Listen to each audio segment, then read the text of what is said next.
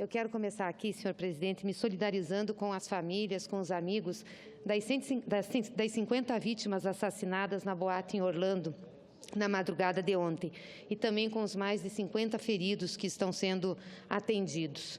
O terrorismo deu ao mundo mais um evento de ódio, preconceito e, sobretudo, de fraqueza, de covardia. Nós repudiamos com veemência. Mas eu quero aqui também repudiar a forma como muitas pessoas, e principalmente autoridades, têm tratado esse assunto. Tem ficado cada vez mais claro o desprezo a gays, que não se restringe apenas a terroristas.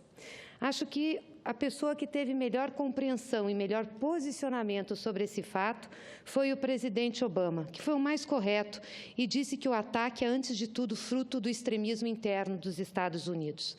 O senador Lindbergh já falou aqui da nota omissa e preconceituosa do nosso Itamaraty. Não tem palavras para justificar o posicionamento do governo brasileiro, desconhecendo completamente o perfil das vítimas. O governador republicano da Flórida apressou-se para chamar a tragédia de um ato claro de terrorismo, mas não conseguiu falar uma só palavra sobre o local do atentado ou também sobre o perfil das vítimas. Não foi capaz de se solidarizar no momento de tragédia. Eu não tenho dúvidas que, com o seu mix de ignorância, de machismo e ressentimento, o terrorismo islâmico certamente tem a versão maior e destrutiva. São muitas as ações de violência que nós vemos. Os vídeos dos militantes do Estado Islâmico atirando os gays de alto dos prédios comprovam esse horror. Mas quando, até certo ponto, o establishment educado e supostamente civilizado do Ocidente se permite ignorar e desprezar ou considerar cidadãos que têm orientação sexual diferente, fica muito mais difícil a gente segurar a violência e a intolerância. Outro que só condenou o terrorismo islâmico e esqueceu de mencionar o alvo homossexual foi o senador pela Flórida, o Marco Rubio, que até pouco tempo era candidato a presidente dos Estados Unidos. Dizer que o senso comum nos diz que o terrorista talvez tivesse os gays como alvo pela visão que os radicais islâmicos têm sobre eles. Só que Rubio se esqueceu das posições que ele tanto ostentava, das suas convicções durante a campanha, semeando o preconceito em nome da religião. Aliás, os comentários nas redes sociais aqui do Brasil, das matérias que foram publicadas, também nos Faces, é uma coisa horrorosa. Muita gente apoiando o ato, porque exatamente se dirigiu à comunidade gay, se dirigiu aos homossexuais. Isso é uma tristeza imensa que nós temos. E muita gente reproduzindo no seu microcosmo a prática de violência e intolerância que tanto denuncia no terrorismo islâmico. É impressionante a contradição. Denunciam o terrorismo, falam do combate que se tem que fazer, mas no seu microcosmo, no dia a dia, estão incentivando práticas de violência e de intolerância. E o que me deixa mais chocada é ver que muitos o fazem em nome de Deus e de princípios cristãos. Esquecem-se que Deus e Cristo são amor na essência, tolerância, compreensão, convivência. Então, queria lamentar essa situação e esperar que nós possamos avançar, porque nós não podemos ter tolerância, não podemos ter situação mais triste do que essa, em que a diferença nos faz externar o ódio, externar o preconceito. Então, quero aqui de novo me solidarizar com as vítimas e lamentar essas manifestações de preconceito que nós temos. Mas eu queria, senhor presidente, falar hoje, mais detidamente, sobre uma medida que o governo do presidente Michel Temer vai encaminhar a essa casa e diz que vai fazê-lo na próxima quarta-feira e virá aqui pessoalmente para entregar ao Congresso Nacional, que é uma proposta de emenda constitucional que define limites de gastos no orçamento. E eu não poderia deixar de comentar, porque essa é uma proposta que agride a Constituição brasileira e que agride principalmente o povo brasileiro nos seus direitos mais elementares conquistados nos últimos anos. E ontem, no jornal Estado de São Paulo, tem uma entrevista entrevista do senhor Edmar Baixa, que é economista, diretor do Instituto de Estudos de Política Econômica da Casa das Garças, que é uma base política econômica do PSDB, comentando sobre essa medida. E é impressionante a sinceridade, eu diria o sincericídio do senhor Edmar Baixa sobre o projeto que vai ser enviado pelo presidente Temer aqui. O senhor Edmar Baixa, quando perguntado sobre o déficit projetado pelo governo no exercício de 170 bilhões, se é apenas um pedaço do déficit e o que ele acha dessa medida de limitação de gastos, primeiro ele diz que ele acha a medida maravilhosa.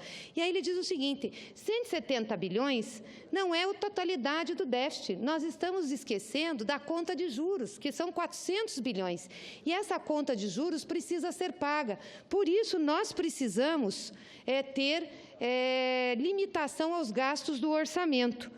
Como que ele acha que tem que resolver essa situação? Tem duas maneiras. A maneira errada é dar o calote, segundo ele. A maneira certa é fazer um esforço fiscal do ponto de vista de curto, de médio e especialmente de longo prazo que aponte para a sustentabilidade da dívida. A partir daí, com a confiança de que as contas vão se equilibrar, não agora, mas que isso está a caminho por medidas legislativas e ações do governo. Ou seja, ele propõe dar um calote no povo brasileiro, ele propõe suspender programas sociais, ele propõe cortar recursos para a saúde e para a educação. E diz mais, ele diz o seguinte, a margem de manobra que o governo tem sobre os gastos do orçamento, com as regras constitucionais hoje existentes, é muito pequena. Se você impuser um teto de gasto com pequeníssima margem que existe hoje, poderia fazer o governo parar por não ter lápis nem papel higiênico para poder operar. Por isso, essa medida precisa ser acompanhada de outras que flexibilizem os gastos obrigatórios, que também são constitucionais.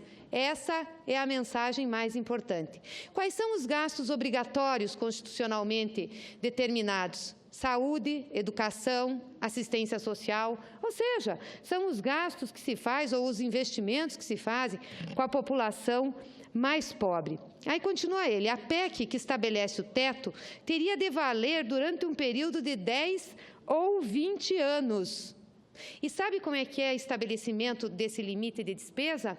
É pela inflação, ou seja, a inflação do ano anterior vai ser aplicada em cima do orçamento desse mesmo ano, e esse orçamento reajustado pela inflação passa a ser o orçamento do ano seguinte, senhor presidente. Isso é uma tragédia, porque se isso tivesse vigorado, se essa sistemática que o governo interino quer trazer para essa casa, como proposta de emenda constitucional na quarta-feira, tivesse vigorado de 2006 a 2015, nós teríamos menos 178 bilhões de reais investidos na saúde. 178 bilhões e 321 bilhões de reais investidos na educação. E todo mundo sabe que os recursos para a saúde e para a educação não são suficientes para fazer frente às demandas e aos problemas que nós temos no país. Aliás, é impressionante porque isso vai totalmente contrário à reivindicação popular. O que nós tivemos em julho de 2013 aqui no Brasil, foram reivindicações da população, que até hoje ecoam e movimentam as ruas, para se aumentar os recursos da saúde, da educação, para se ampliar as políticas públicas.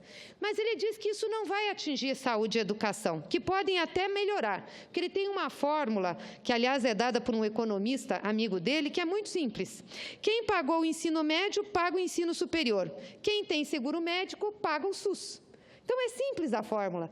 Eu fico imaginando, né, aquelas famílias que se esforçaram, aquela pessoa que se esforçou para fazer o ensino médio, para poder passar numa faculdade pública, que trabalhou de dia, estudou à noite, pagando. Não, esse vai ter que pagar, não tem jeito. Não vai ter ensino público gratuito de forma universal. E assistência à saúde também não. Tem que pagar. Eu quero saber só se esse critério é o único objetivo ou quais outros critérios nós vamos ter. Mas aí ele vai a mais, porque o repórter pergunta, mas o senhor concorda que isso não está claro, como que vai funcionar? Aí ele diz assim, não está claro e é compreensível que o governo não queira levantar essas lebres agora, antes da definição do impeachment. Vou ler de novo. É compreensível que o governo não queira levantar essas lebres agora, antes da definição do impeachment. Ele chama isso de lebre, ou seja, vai mandar para aqui uma proposta simples, bem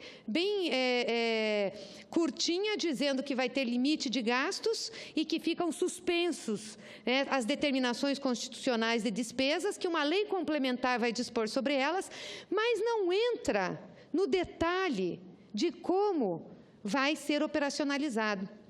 Eu ouvi o senador Dário Weber falar do seu entusiasmo com o governo, ou pelo menos da sua crença com o governo, para que as coisas melhorem.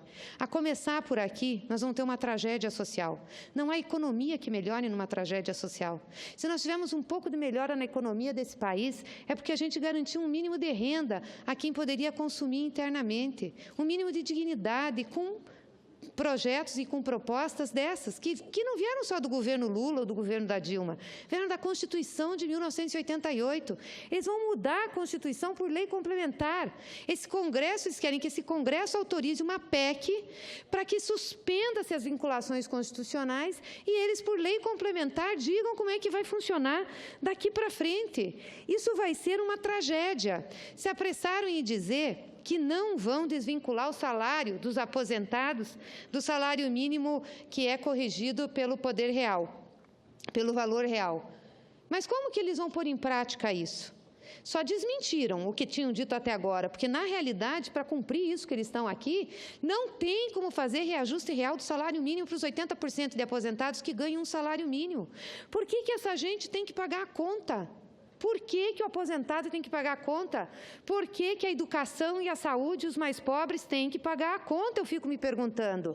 Porque dizem que a relação dívida-PIB está muito alta e que nós temos que pagar a conta de juros, dos juros exorbitantes de 14,25% que nós temos nesse país de taxa Selic, que tem 400 bilhões de juros para ser pagos, que nós temos que pagar essa conta. Então, nós temos que tirar do aposentado, nós temos que tirar da saúde, nós temos que tirar da educação, nós temos que tirar da assistência social. Isso não é calote, isso pode fazer, isso está correto. Agora, não pagar os serviços da dívida com juro exorbitante é calote.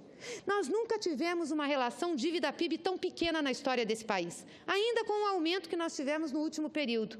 A dívida líquida deve estar na faixa de uns 40% do PIB. E não me venham com essa história de que é a dívida bruta que conta, porque a dívida bruta tem ligação direta com as nossas reservas internacionais e nunca foi utilizada como referência para o nosso endividamento. Bom, então vamos vender uma parte das reservas e quitar uma parte da dívida bruta. Ainda assim ficaríamos com muitas reservas. Esse é o custo também de ter a estabilidade no país, de ter a respeitabilidade internacional.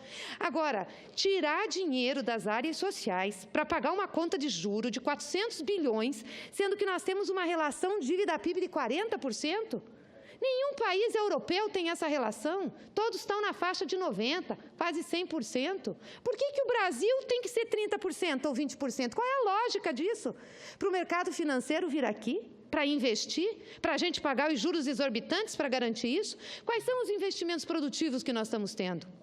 É uma aberração o que esse governo vai fazer com essa proposta de emenda constitucional. Não tem condições de nós aceitarmos. A Constituição de 88 assegurou direitos mínimos, um estado mínimo de bem-estar social para a população do nosso país, que começou a se consolidar e que foi melhor nos anos em que o presidente Lula governou, a presidenta Dilma governou.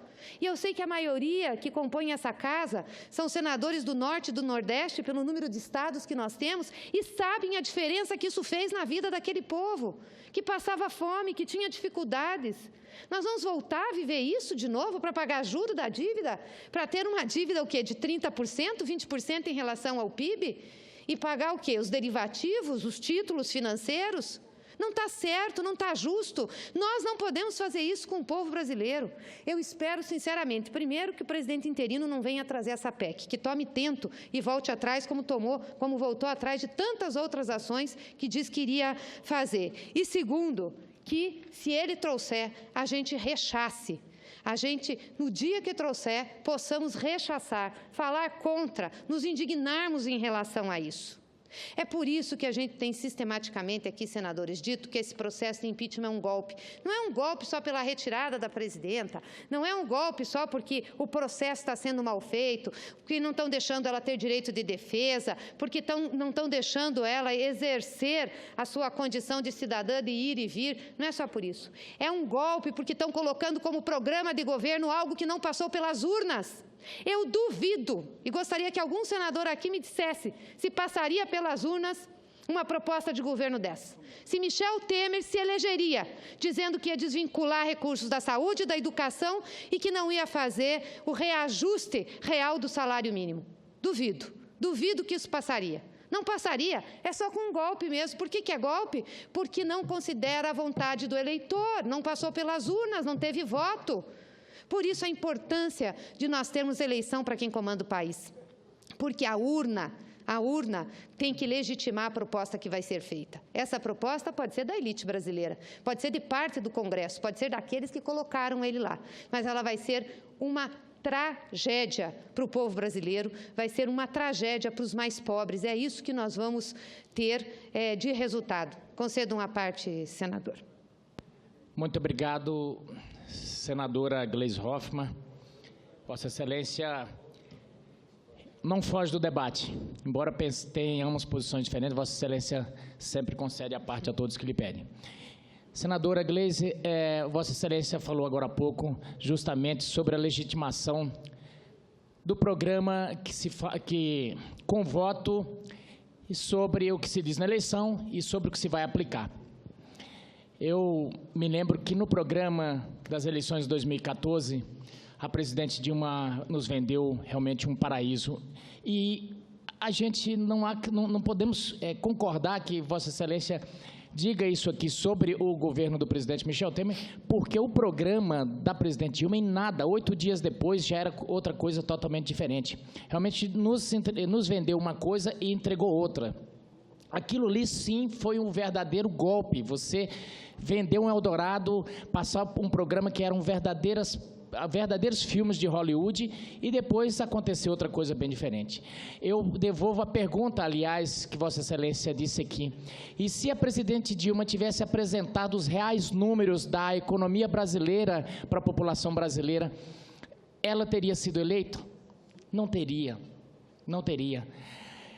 Com relação à legitimidade do voto, eu já falei aqui mais de 1000 vezes, quando o eleitor aperta o número na urna, quando o eleitor apertou o número 13 na urna, apareceu 2 fotos, uma da presidente Dilma, outra do vice-presidente Michel Temer. O vice-presidente ele é uma consequência constitucional. A Constituição é quem diz que na vacância do cargo de presidente, assume o vice-presidente. Como há um processo interno aqui no Brasil em que estamos discutindo, onde eu digo e devolvo, na verdade está havendo cerceamento de acusação e não de defesa, é legítimo que assuma o vice-presidente nesse processo. Por isso se diz presidente interino, presidente provisório, outros. Mas, na verdade, nós estamos em plena normalidade. Agora, Vossa Excelência prenuncia o caos total. Na verdade, o caos já está, e não é culpa de um presidente que está há 20 dias no poder.